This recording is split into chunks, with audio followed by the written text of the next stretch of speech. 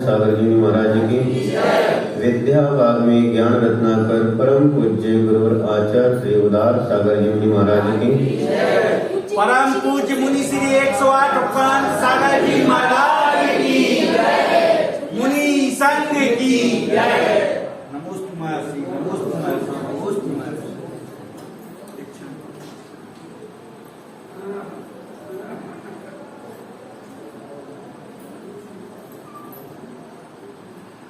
धर्म प्रेमी इसलिए बंधु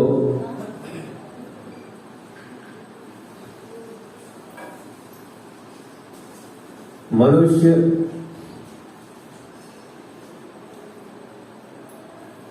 सुख चाहता है, सुख के लिए जीता है, सुख के लिए पुरुषार्थ करता है, लेकिन वह सुख कैसा होना चाहिए इस विषय में भी मनुष्य को विचार करना चाहिए।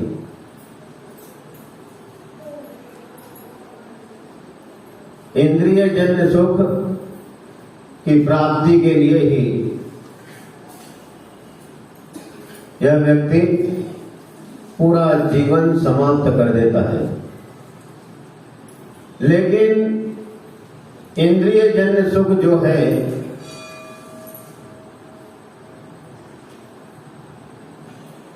स्पर्शन, रसना, घ्राण, चक्षु और कर्ण, ये पंचेंद्रिय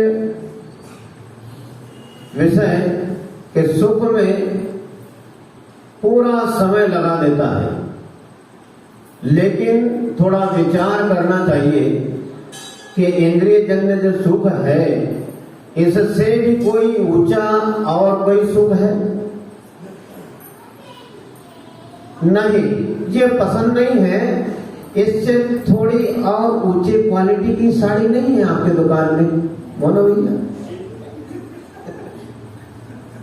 इनकी साड़ी की दुकान दिन में कितने ग्राहक आते होंगे? नहीं भाई साहब, जैन साहब, इससे थोड़ी और कोई ऊंची क्वालिटी की, कोई फलालेन, कोई बनारसी, कोई शिफॉन, ऐसी कोई अच्छी क्वालिटी की दिखाइए। तो जैसे वस्त्र आभूषण खरीदते समय भोजन करते समय यही विचार होता है हर किसी का कि और इससे अच्छा स्वादिष्ट भोजन होता तो और आनंद आता। कहा है नवीन भाई, इससे भी और आनंद लेना चाहता है। गए तो थे, कहां गए थे? दीक्षा की शादी में गए थे हम, सागर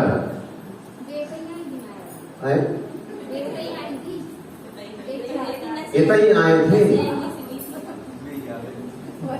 शादी में गए थे, उनके यहाँ पार्टी में गए थे।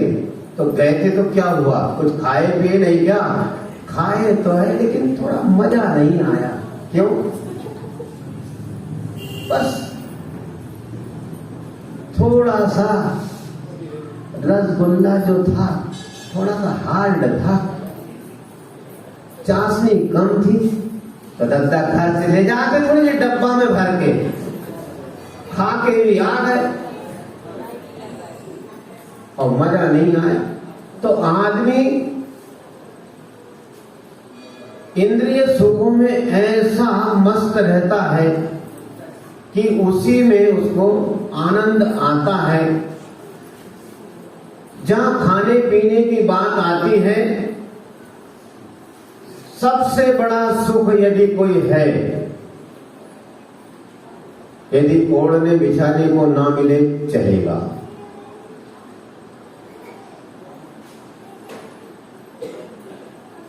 पास में यदि रुपया कम है तो भी चलेगा, लेकिन भोजन स्वादिष्ट मजेदार होना चाहिए। आदमी जीवन में मजा लेना चाहता है, आनंद लेना चाहता है। एक पिता और पुत्र दोनों को निमंत्रण आया नवीन भाई के यहां से, गरिमा भाई, वंदना भाई। इन्होंने निवेदन किया, निमंत्रण दिया कि भाई साहब हमारे यहाँ हमारे बच्चे का, और आज शाम को आपको 4 बजे आना है, आपका पूरे परिवार से भोजन हमारे यहाँ होगा। अच्छी बात है। अब किसी का जन्मदिन मनाना है तो विशेष रूप से क्या बनाया जाता है?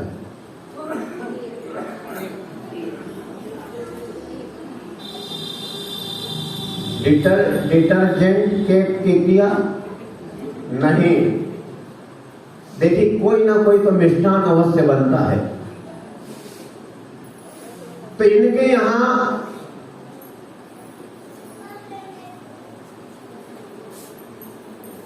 लड्डू बने थे।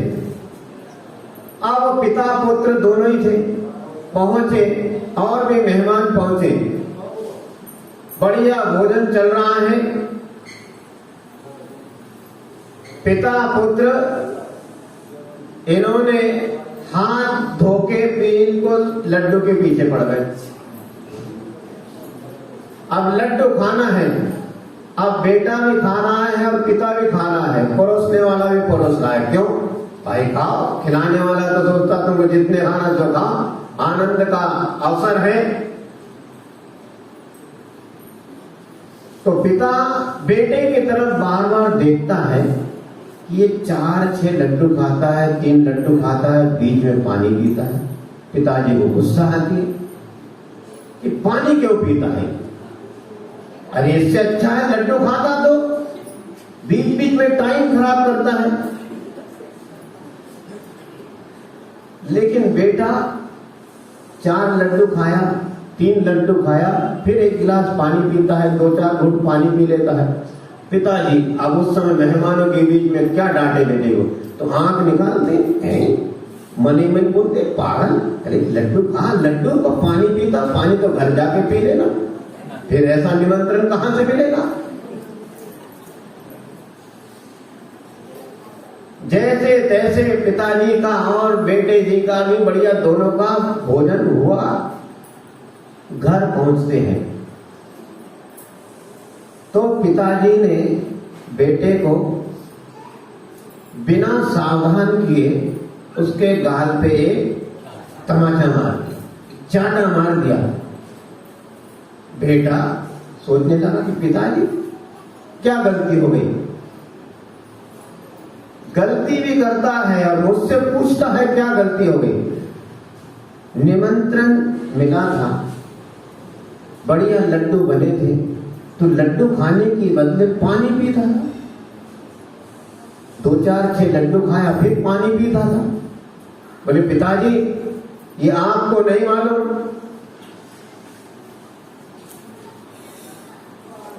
पानी में क्यों पीता था? बताओ क्यों पीते थे? देखो मैंने 4 लड्डू खाए, थोड़ा पानी पिया, तो लड्डू पेट में सेट हो जाते हैं। मैं लड्डू पेट में सेट करने के लिए, व्यवस्थित करने के लिए पानी पीता था, जिससे लड्डू सेट हो जाते थे। पिताजी ने फिर एक तमाचा लगाया। बोले पिताजी अब क्यों तमाचा मारा मुझे? पागल, यदि ये प्रक्रिया होती, ये फार्मूला होता, लड्डू को पेट में ऐसे सेट किया जाता है कि 4 लड्डू के बाद पानी पीना, तो तूने मुझे पहले क्यों नहीं बताया था? मैं भी लड्डू सेट करता, 2-4 लड्डू ज्यादा खा के आता है। तो ये प्रक्रिया, ये मनुष्य की प्रवृत्ति है। रसना इंद्रिय के चक्कर में पड़ता है रसना इंद्रिय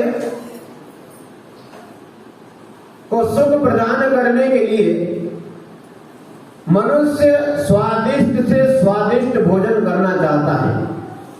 भले ही बीमार हो जाए चल जाएगा, लेकिन खाना नहीं छोड़ेगा। खाना पीना जरूरी है, अच्छी बात सुनना जरूरी है, सुंदर सुंदर वस्तु देखना जरूरी है, अच्छी वस्तु सूंघना जरूरी है, अच्छी अच्छी वस्तुओं का स्पर्शन करना बड़ा सुख प्रदान करता है। ऐसे इंद्रिय सुखों के चक्कर में यह प्राणी 84 के चक्कर लगाता है, लेकिन इसको कभी भी तृप्ति नहीं होती है। आज तक तृप्ति नहीं हुई है, आज तक नहीं हुई है।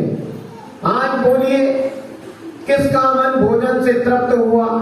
नहीं हुआ। स्पर्श इंद्रिय से, चक्षु इंद्रिय से, कर्ण इंद्रिय से, घ्राण इंद्रिय से नहीं।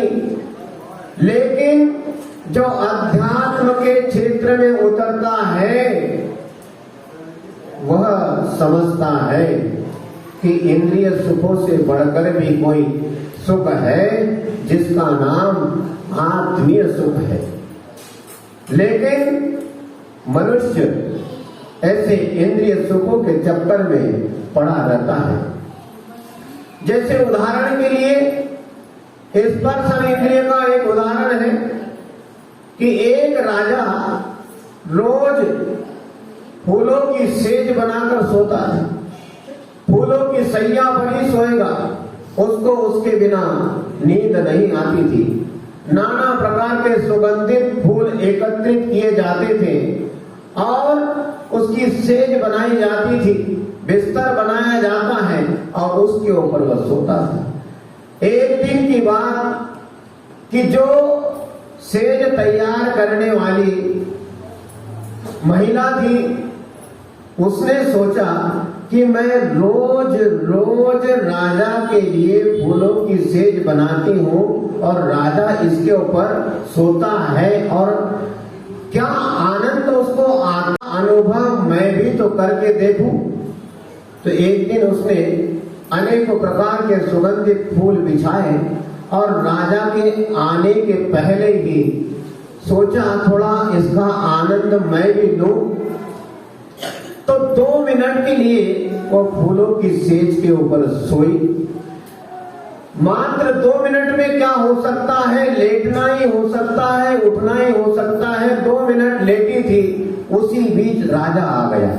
राजा ने देखा, अरे ये तो बात बहुत गलत है, आज इसकी चोरी पकड़ी गई। ये फूलों की सेज बनाती है और पहले रोज इसके ऊपर सोती है, उसके बाद मैं सोता हूं, ये तो गलत बात है। राजा को गुस्सा आई।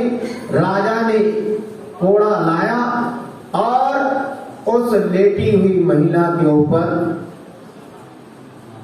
2, 4, 5, 7 कोड़े लगा दिए। उस महिला के ऊपर कोड़े पड़ रहे हैं और वो महिला हंसती है। राजा को और गुस्सा आया, उसने और एक कोड़ा लगाया तो वो महिला हंसने लगी। तो राजा उससे पूछता है कि मैं तुम पर कोड़े बरसा रहा हूं और तुम हंस रही हो, इसका कारण क्या है? तो महिला कहती है कि राजन, मैं इस फूलों की सेज पर मात्र 2 मिनट के लिए लेटी तो मेरे ऊपर 5, 7, 10 कोड़े तुमने बरसा दिए। तुम तो पूरी रात इन फूलों की सेज पर लेटते हो तो तुम पर कितने कोड़े बरसना चाहिए? विचार की बात है। राजा की आंख खुल गई। अरे ये इंद्रिय सुख अच्छा नहीं है, इसका परिणाम दुख रूप ही होता है।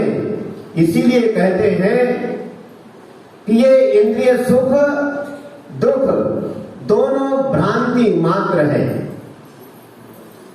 वासना मात्र में वही तत् सुखम दुखम च देहिणाम तथा ह्यु तेज जयंते ते भोगा रोगा युवा पाली।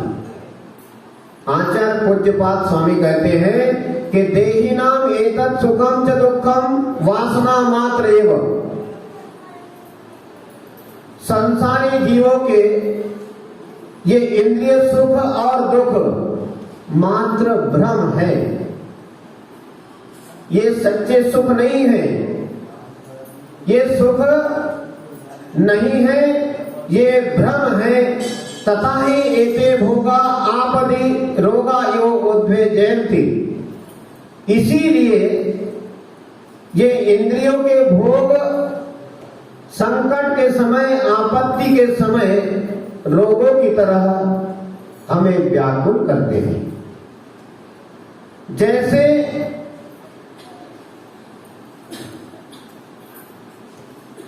किसी को खुजली हो जाए तो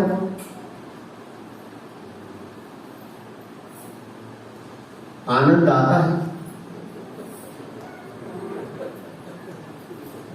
आनंद आता है।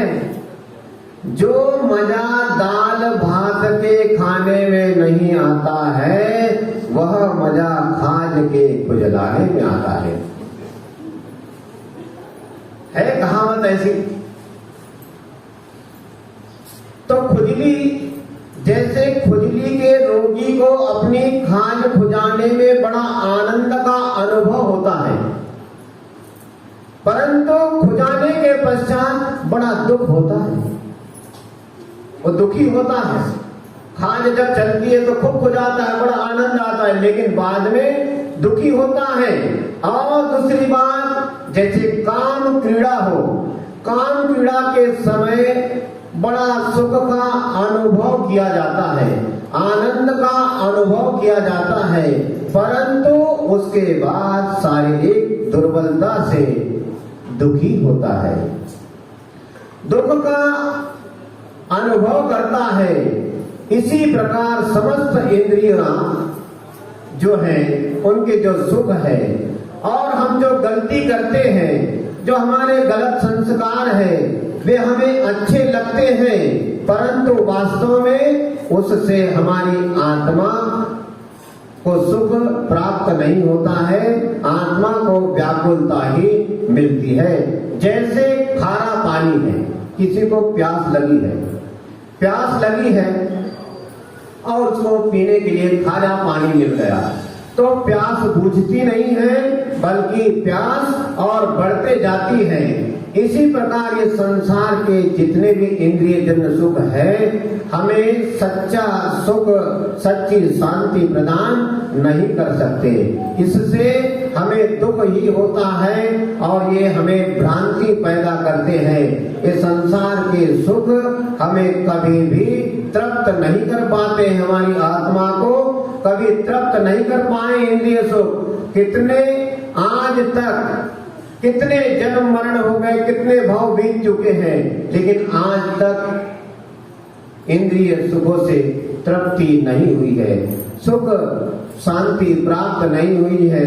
लोग कहते हैं कि संसार के सुख बहुत है, संसार में दुख बहुत है, इससे भी ज्यादा सुख सुना है स्वर्ग में है। मानते हैं स्वर्ग में बहुत सुख है, लेकिन स्वर्ग में भी कैसे सुख है? स्वर्ग में भी ऐसे सुख है कि जब तक भोगो आनंद आता है, लेकिन जब सुख छूटते हैं तो उस समय वो सुख भी दुख देते हैं।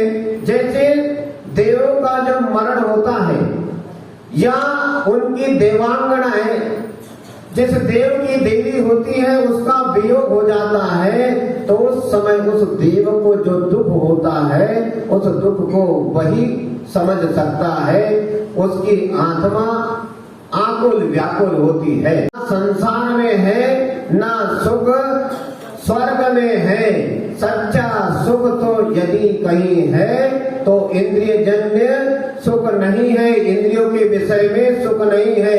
सच्चा सुख है तो वह हमारी आत्मा में है। इंद्रिय सुख की अपेक्षा आत्मिक सुख सर्वोत्कृष्ट है। और ऐसा आत्मिक सुख हमें कहाँ मिलेगा? संसार में नहीं मिलने वाला। ये आत्मिक सुख हमें यदि प्राप्त करना है तो इसके लिए हमें मोक्ष सुख की प्राप्ति के लिए पुरुषार्थ करना होगा।